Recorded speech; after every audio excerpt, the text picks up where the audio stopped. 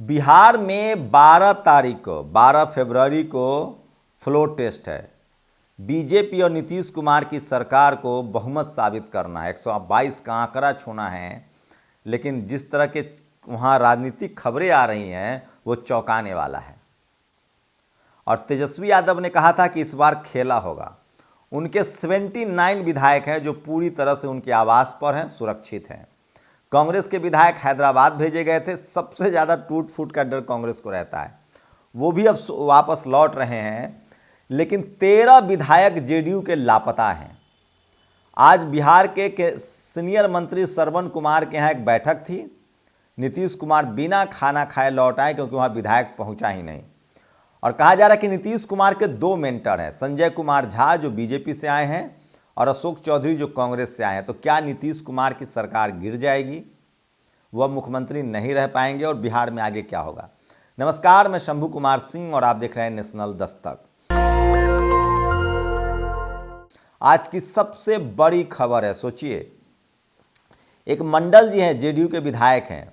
उन्होंने साफ साफ कहा है एक्टिविस्ट वेद पर कि मैं लालू यादव का सम्मान करता हूं और वो सम्माननीय नेता हैं, बहुजनों के बड़े नेता हैं, पिछड़ों के बड़े नेता हैं और वो जब बुलाएंगे तो मैं जाऊंगा मिलने। इसका मतलब है कि अब पानी बहुत बह चुका है और बिहार में जितने दलित पिछड़े आदिवासी नेता हैं वो एकजुट हो रहे हैं, गोलबंद हो रहे हैं बियॉन्ड द पार्टी लाइन। सूत्र बता रहे हैं कि बीजेपी को पहली बार अपनी विधायकों को अलग ले जाना पड़ा। वैसे वो इसका नाम अलग दे रहे हैं, नाम तो बढ़िया बढ़िया चुनते हैं तो नाम अलग दे रहे हैं, लेकिन 79 विधायक तेजस्वी यादव के घर पर हैं, गाना उना सुन रहे हैं, वो भी वीडियो वायरल हो रहा है। लेकिन नीतीश जी के विधायक 13 से 17 के बीच में, पहले 17 बताया जा रहा था, अब कहा जा रहा है कि 13 विधायक जो हैं उनके रिच में नहीं है।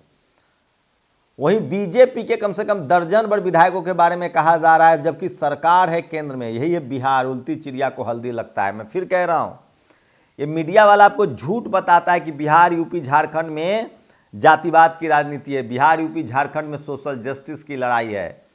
मान्यवर कांसी राम साहब, यूपी में आप कहें, बिहार की पहले बात कर लूँ, जगदेव बाबू की धरती है। सोचिए, रामसुंदर दास, कांग्रेस को भी शेड्यूल कास्ट मुख्यमंत्री बनाना पड़ा था। कर्पूरी जननायक कर भारत रत्न कर्पूरी ठाकुर की धरती है, जहां पिछड़ों को सबसे पहले आरक्षण, जहां सवर्णों को 3% आरक्षण उस समय उन्होंने दिया था। तो ये बिहार की धरती है, राजनीतिक धरती है, जहां से लालू यादव, जगदेव बाबू की शहादत की धरती है।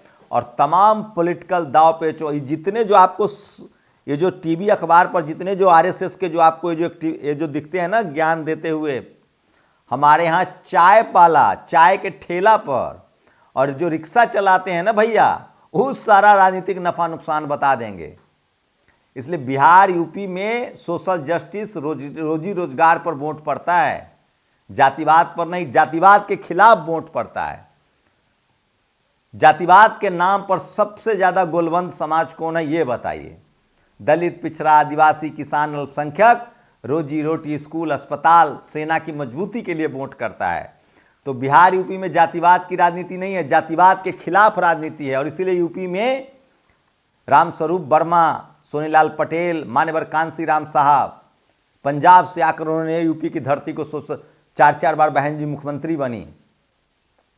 तो सोशल जस्टिस, रामवरण यादव जैसे मुख्यमंत्री बने, मुलायम सिंह यादव जैसे लोग मुख्यमंत्री बने। और अब इस देश में दलित, पिछड़े, आदिवासी, किसान, अल्पसंख्यकों की राजनीति करनी पड़ेगी। चौधरी चरण सिंह की धरती है, जिनको भारत रत्न मिला है, जो 2 बार मुख्यमंत्री रहे, जो किसान समाज से हैं। तो बिहार, यूपी, झारखंड, शिबू सोरेन, हेमंत सोरेन, बाबूलाल मरांडी, वहां आप दलित, पिछड़े, आदिवासियों को अब जाकर बीजेपी डर से पंजाब और कहाँ छत्तीसगढ़ और राजस्थान में, मध्य प्रदेश में मुख्यमंत्री बना रही है। ये सब चीजें बिहार, यूपी में हुआ है, झारखंड में। इसलिए मनुवादी, जातिवादी टेलीविजन चैनल वाला आपको बताएगा कि अरे नहीं नहीं नहीं, बिहार, यूपी, झारखंड में तो जाति पर वोट पड़ता है। जाति पर नहीं पड़ता है साहब, वहां सोशल जस्टिस, सामाजिक न्याय, अमीर गरीब नहीं, बराबरी के लिए वोट पड़ता है। वहां वोट खरीद नहीं सकते हैं आप, आपको ठग लेगी जनता। वहां जनता को झुका नहीं सकते हैं आप, वहां जनता को ठग नहीं सकते हैं। वादा किए हैं तो पूरा करना पड़ेगा। तेजस्वी यादव ने कहा था 10 लाख नौकरी देंगे, 2.5 लाख नौकरी दिया। 4 लाख कर्मचारियों को राज्यकर्मी का दर्जा दिया, नहीं देंगे तो वोट नहीं मिलेगा। नीतीश कुमार ने कहा था जाति जनगणना करवाएंगे तो करवाना पड़ा। 65% ओबीसी का, SC ST OBC का रिजर्वेशन करना पड़ा। आप किसी पार्टी में रहिए, अगर आप बिहार में हैं, आपको पॉलिटिकल सर्वाइव करना है तो आप झूठ नहीं बोल पाएंगे और आप सोशल जस्टिस और संवैधानिक अधिकारों को छेड़ नहीं पाएंगे। ये है बिहार की धरती। इसलिए मैं कह रहा हूं बिहार, यूपी, झारखंड में जातिवाद की राजनीति नहीं है, जातिवाद के खिलाफ राजनीति है। तो ये सबसे बड़ी खबर है। और ये इसी बीच खबर ये आ रही है कि तमाम दलित, पिछड़े, आदिवासी और किसान कम्युनिटी के जो विधायक हैं वो बियॉन्ड द पार्टी लाइन एकजुट हो रहे हैं और एक खतरा है, बहुत बड़ा खतरा है। कल अगर सरकार गिर जाती है नीतीश कुमार की, मान लीजिए, तो बहुत खराब मैसेज आएगा और बीजेपी के लिए और ज़्यादा मुश्किल हो सकती है। तेजस्वी यादव, लालू यादव पहली बार सबसे ज़्यादा कंफर्ट जोन में। सोचिए इस देश में किस तरह से टीवी, अखबार ने, मनुवादी चैनलों ने लालू यादव को 15 साल बदनाम किया, जबकि वो सोशल जस्टिस की लड़ाई आज भी लड़ रहे हैं। इस देश में किस तरह से मनुवादी टीवी, अखबार ने, जैसे ही नीतीश कुमार लालू यादव के साथ जाते हैं तो वो कुशासन हो जाता है, जंगल राज हो जाता है, और जैसे ही वो बीजेपी के साथ जाते हैं वो सुशासन बाबू हो जाते हैं। तो समझना पर वही नीतीश कुमार होते हैं। और सोचिए टीवी, अखबार एक बार नहीं कह रहा है कि बीजेपी का फेलियर है, बीजेपी कल बहुमत हार जाएगी। सब ठिकरा नीतीश कुमार पर फोड़ा जा रहा है। मैं फिर कह रहा हूं अगर आप दलित, आदिवासी, किसान और पिछड़े हैं तो आपका कहीं कल्याण नहीं। इसी बीच ये तस्वीरें देखिए, मशाल जुलूस है। बिहार के कर्मचारियों ने बड़ा प्रदर्शन किया। ये लोग नियोजित शिक्षक हैं जो राज्यकर्मी का दर्जा मांग रहे हैं, लेकिन इनके रास्ते में कील नहीं लगाया गया।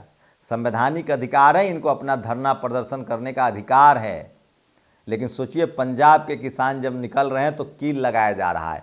और एक बार फिर से बिहार की जाति जनगणना को राहुल गांधी मुद्दा बना रहे हैं। उन्होंने कहा है कि मैं जाति जनगणना करवाऊंगा और नरेंद्र मोदी अगर सरकार में है तो करवा के रहूंगा जाति जनगणना। नरेंद्र मोदी के ओबीसी को लेकर उन्होंने फिर कहा है कि वो जन्म से ओबीसी नहीं है, उनकी कम्युनिटी को बाद में ओबीसी में डाला गया। तो ये फैक्ट है, ये सच्चाई है। तो सवाल है कि कल क्या होगा। नीतीश कुमार सत्ते में हैं, श्रवण कुमार के घर पर बैठक थी, उनके बैठक मिल नहीं रहे हैं। 13 विधायक अभी भी नॉट रीचेबल हैं जेडीयू के, और उनके 45 में से अगर 13 चले गए तो सरकार ऐसी गिर जाएगी।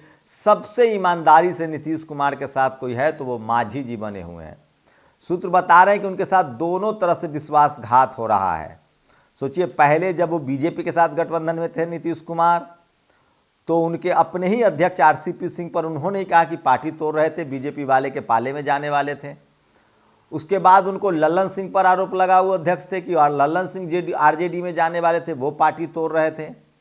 तो नीतीश कुमार अब पिस रहे हैं और इसकी वजह है उनकी क्रेडिबिलिटी, विश्वसनीयता। मैं फिर कह रहा हूँ अभी भी बिहार में सोशल जस्टिस की लड़ाई है और नीतीश कुमार नहीं रहेंगे तो भी कोई दलित, पिछड़ा, मुख्यमंत्री बनेगा। वहाँ कम से कम मनुवाद के लिए तो बहुत जगह नहीं है। वहाँ के लोग रोजगार पर, पढ़ाई लिखाई, स्कूल, अस्पताल, नौकरी और सेना की मजबूती पर वोट देते हैं। वहाँ हिंदू मुस्लिम पर वोटिंग नहीं होती है।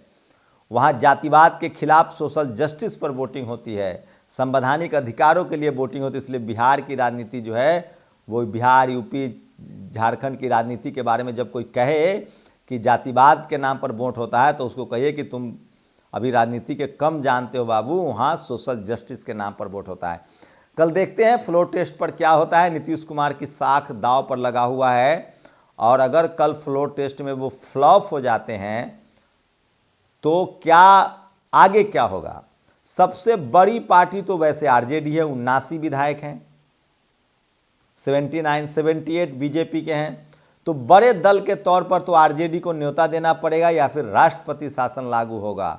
ये सबसे बड़ी खबर है जो मैं आपको बता रहा हूं। लेकिन नीतीश कुमार के लिए अच्छा संकेत नहीं है। उनके जो चाटुकारों ने उनको बर्बाद कर दिया। कहा जा रहा है कि नीतीश कुमार शानदार काम कर रहे थे। सोचिए मुख्यमंत्री RJD के साथ जब वो गठबंधन में आए तो 2.5 लाख नौकरियां दी गई, जाति जनगणना कराया गया, 65% रिजर्वेशन किया गया, पूरे देश को ओबीसी का मुद्दा मिल गया था।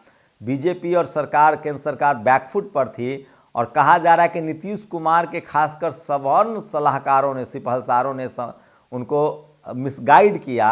कि आपके विधायक नाराज हैं आप, लेकिन सच्चाई ये है कि उनके विधायक खुश थे, सबको लग रहा था कि शानदार काम हो रहा है, लेकिन उनके सवर्ण सलाहकारों ने मिसगाइड किया जो उनके आसपास रहते हैं, और नतीजा क्योंकि वो लोग नाराज थे कि दलित पिछड़े आदिवासियों का अधिकार कैसे मिल रहा है, किसानों का अधिकार कैसे मिल रहा है, क्योंकि 65% रिजर्वेशन कर दिया गया था, और इसी से उनके जो सवर्ण सलाहकार हैं वो बहुत नाराज थे और उन्होंने मिसगाइड किया नीतीश कुमार को, और नीतीश कुमार ने फिर से गठबंधन बदला। तो इसी वजह से अब देखिए आगे क्या होता है फ्लोर टेस्ट में, आप लोग की क्या प्रतिक्रिया है। लेकिन 13 श्रवण कुमार के यहाँ से चले आना, 12 से 13 विधायकों का नॉट रीचेबल जाना, और बीजेपी को भी अपने विधायकों को अलग ले जाना पड़ा है। कल फ्लोर टेस्ट है, देखते हैं क्या होता है, दूध का दूध और पानी का पानी हो जाएगा।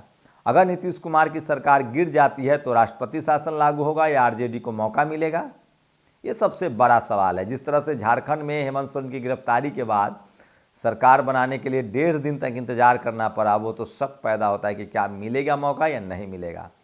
तो इस समय की सबसे बड़ी खबर है, बिहार में 12 तारीख को फ्लोर टेस्ट है, नीतीश कुमार के विधायक मिल नहीं रहे हैं, बीजेपी को अपने विधायकों को अलग ले जाना पड़ रहा है, आरजेडी के 79 विधायक तेजस्वी यादव के आवास पर एकजुट हैं, और कांग्रेस के विधायक सारे हैदराबाद से लौट आए हैं। आपको क्या लगता है, सरकार रहेगी या गिरेगी? अपनी प्रतिक्रिया जरूर दीजिए। शुक्रिया। नेशनल दस्तक की आपसे गुजारिश है कि अगर इसको बचाना चाहते हैं तो नेशनल दस्तक को सब्सक्राइब करने के लिए रेड कलर के सब्सक्राइब बटन को दबाएं, फिर बेल आइकन की घंटी दबाएं। नेशनल दस्तक को बचाने के लिए बहुत जरूरी है कि हर खबर को शेयर करें, लाइक करें, कमेंट जरूर करें।